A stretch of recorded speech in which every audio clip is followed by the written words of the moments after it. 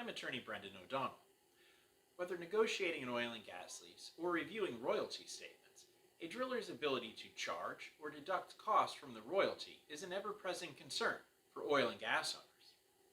Charges or deductions against the royalty can significantly impact the value that an oil and gas owner receives from the development of their rights.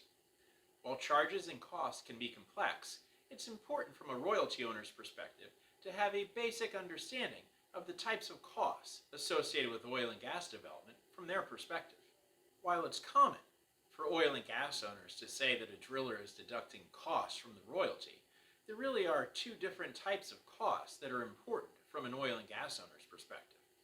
There are production costs and there are post-production costs.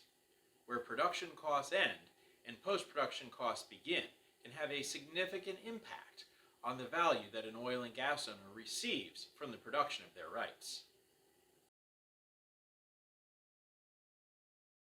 The first type of costs are production costs.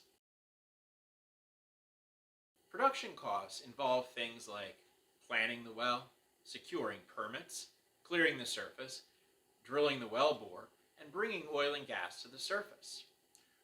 Royalty owners are not responsible for production costs, and they can't be charged against the royalty interest. That is because a royalty is a share of the production without a responsibility for the costs of production.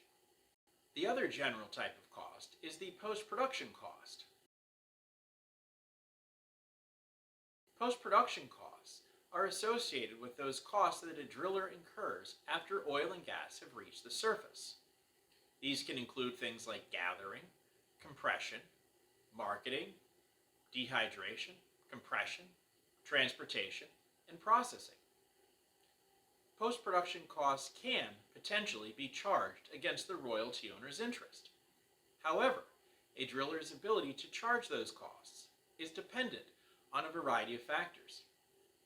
Those things include default laws or rules that a state may follow about when production ends, implied covenants or duties within a jurisdiction, and the specific terms of oil and gas leases themselves.